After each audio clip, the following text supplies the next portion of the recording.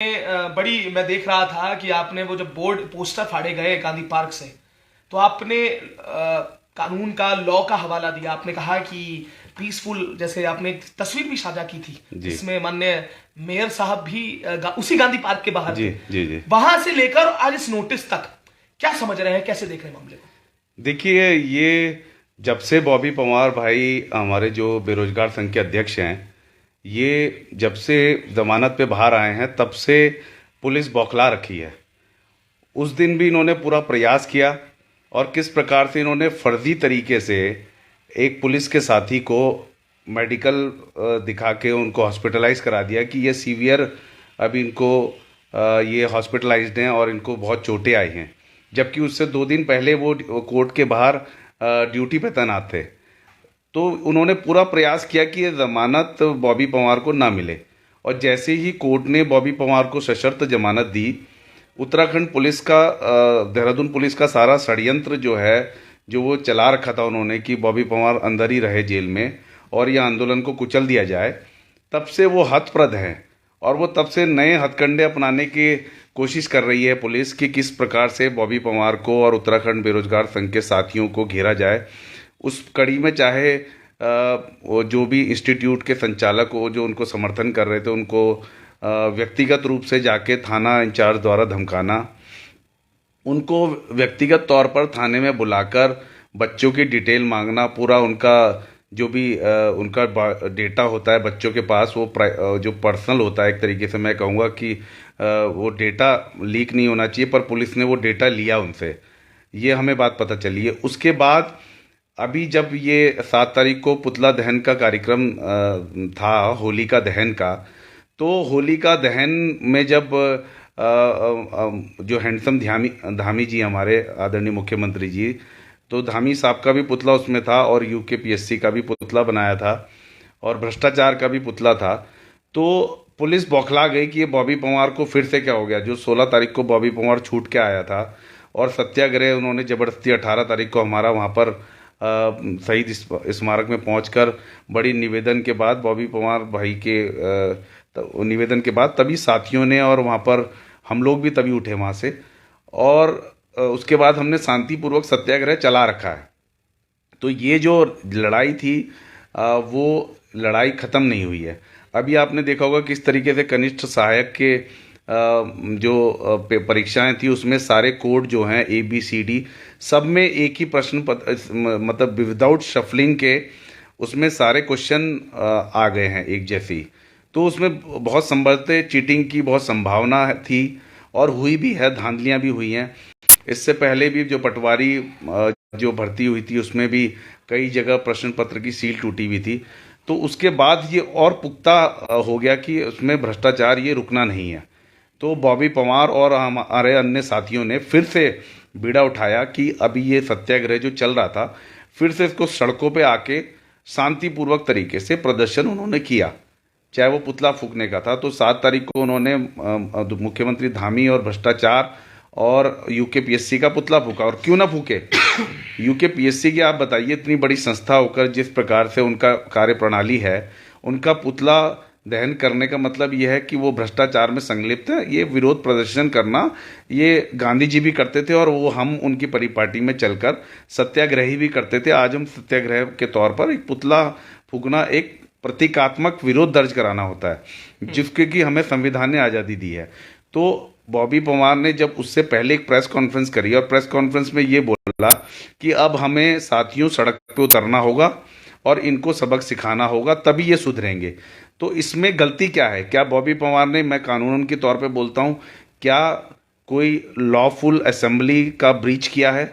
Article 19(1) का breach किया है? क्या पीसफुल लॉ असेंबली करना ये कोई गुनाह है? या बॉबी पवार ने ये बोला कि हमें हथियार लेके उतरना है, या बॉबी पवार ने ये बोला कि हम सरकार पलट देंगे, या बॉबी पवार ने ये बोला कि हम हिंसा करेंगे? तब तो बॉबी पवार कहीं उल्लंघन करते हैं जो उनको सशर्त जमानत मिली है। यदि बॉबी पवार पीसफुल प्रोटेस्ट करते हैं तो ये उनका संवैधानिक अधिकार है। तो पुलिस ये ना समझे कि वो सशर्त जमानत पे हैं तो इसका मतलब ये उनका संवैधानिक अधिकार खत्म कर दिया है और पुलिस ताक में है कि इस आंदोलन को, क्योंकि आदरणीय धामी जी तो इतना डर गए हैं इस आंदोलन से कि उन्होंने तो इसको कुचलने का पूरा प्रयास किया, पूरा षड्यंत्र किया। अब देखिए उनके सामने आज वो बिजली संकट जब उत्पन्न हुआ है, क्योंकि बिजली संकट की तरफ उन्होंने ध्यान ही नहीं दिया, केवल युवाओं का आंदोलन कुचलने पे उनका ध्यान रहा, चाहे वो लाठीचार्ज हो, चाहे शांतिपूर्वक प्रदर्शन पर कुचलना हो, चाहे वो युवाओं को दमन करना हो प्रत्येक थाना। जबकि आप देखिए कितना क्राइम बढ़ रहा है, चेन स्नैचिंग से लेके कितनी घटनाएं हो रही हैं, एक्सीडेंट हो रहे हैं, पुलिस उस पर इतनी तत्परता नहीं दिखा रही है जितना कि छात्रों को आइडेंटिफाई करने में, छात्रों का पहचान करने में, छात्रों का करियर बर्बाद करने की धमकी देने में। आज ही सुबह मैं जब एकता विहार में गया था तो मैं बॉबी थोड़ा सा आवेश में आके एक फ़ोन पे बात कर रहे थे। मैंने बोला क्या हो गया? तो कह रहे भैया ये कोई कैंट थाने के एसआई हैं और ये व्यक्तिगत हमारे बच्चों को धमका रहे हैं कि तुम अगर वहाँ गए एकता विहार तो तुम्हारा मैं भविष्य बर्बाद कर दूंगा। तो इस तरीके की षड्यंत्र अब पुलिस रच रही है। हमें बस अब यही देखना है कि हमें इस षड्यंत्र को कानूनन रूप से भी इसके साथ लड़ाई लड़नी है। तो हमने एक रूपरेखा बनाई है और मैं इसको, मुझे कहने में कोई इसको डर नहीं है। हम कानून को मानने वाले लॉ अबाइडिंग सिटीजन हैं, हम गांधी जी को मानने वाले लोग हैं, हम पीसफुल प्रोटेस्ट करने वाले लोग हैं। और मैं तो व्यक्तिगत कांग्रेस पार्टी से आता हूं, तो कांग्रेस पार्टी गांधी जी के विचारधारा पे चलने वाली पार्टी है। और बॉबी पवार भाई भी हमारे जो गांधी जी की विचारधारा पे शांतिपूर्वक प्रोटेस्ट करने की अपनी जो जिस प्रकार वो आंदोलन कर रहे हैं वो करते रहेंगे। तो हम लॉ को मानने वाले, कानून को, लोकतंत्र को मानने वाले लोग हैं। हम कानून से हम बाहर नहीं जाएंगे और हम ये इस प्रकार से पीसफुल प्रोटेस्ट करते रहेंगे। भले ही इसमें पुलिस ये बोले कि आप इसको दूसरा रूप देने की कोशिश करें। तो मैं आपके चैनल के माध्यम से, क्योंकि आपका चैनल बहुत प्रख्यात चैनल है, सभी इसके दर्शक को मैं कहना चाहता हूं कि आप भी मेरे माध्यम से, मैं उत्तराखंड पहाड़ टीवी के माध्यम से उत्तराखंड पुलिस को भी, देहरादून पुलिस को भी कहना चाहता हूं कि आप ये षड्यंत्र आपके सब बेकार हो जाएंगे, क्योंकि हम अपनी शांतिपूर्वक प्रदर्शन जो है वो करते रहेंगे। आप किसी भी प्रकार से आप डराने धमकाने की कोशिश कर लीजिए, हम डरेंगे नहीं। उल्टा अब हमने मन बनाया है कि आपके खिलाफ हम, जो 8 तारीख को घटना हुई है उसके खिलाफ हम पुलिस शिकायत प्राधिकरण में जाएंगे। 9 तारीख को जो घटना हुई है उसके खिलाफ हम पुलिस शिकायत प्राधिकरण में जाएंगे। 8 और 9 तारीख को जो हमारी बहनों के साथ बर्बरता हुई है उसके खिलाफ हम मानव अधिकार आयोग जाएंगे। अब हमने ये निश्चय कर लिया है। पहले तो हम कह रहे थे कि हमारी अपनी पुलिस है, हमारे प्रदेश के लोग हैं, आपने चलिए हमारे साथ जो बर्बरता करी, जो लाठीचार्ज किया, कोई बात नहीं, अब हम इसको जो है शांतिप्रिय आंदोलन को हम चलाते रहेंगे। और आप भी तो हमारे बीच के हैं, आप भी तो, आपके बच्चों के लिए तो ये आंदोलन लड़ा जा रहा है। केवल ये आंदोलन बॉबी पवार अकेले का नहीं है। और परंतु आप इस प्रकार से इस कुचक्र करके, षड्यंत्र करके, इस प्रकार नोटिस देके, या आप चाह रहे हैं कि बॉबी पवार को घेर के दोबारा से उसकी जमानत याचिका, जमानत खारिज करा के उसको जेल भेजा जाए, तो ये आप जो ख्याली पुलाव है ये बनाना, आदरणीय हमारी देहरादून की पुलिस और मुख्यमंत्री धामी जी, ये छोड़ दीजिए।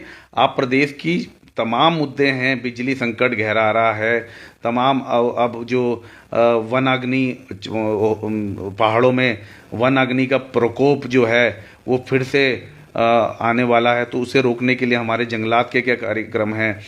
फिर से जो हमारा, जो आप देख रहे हैं किस प्रकार से जो जोशीमठ का नुकसान हो रहा है, उसको कैसे हम आपदा प्रभावित लोगों को शिफ्ट करें, कैसे मसूरी के सिफनकोट के जो 84 परिवार हैं उनको कैसे शिफ्ट करें।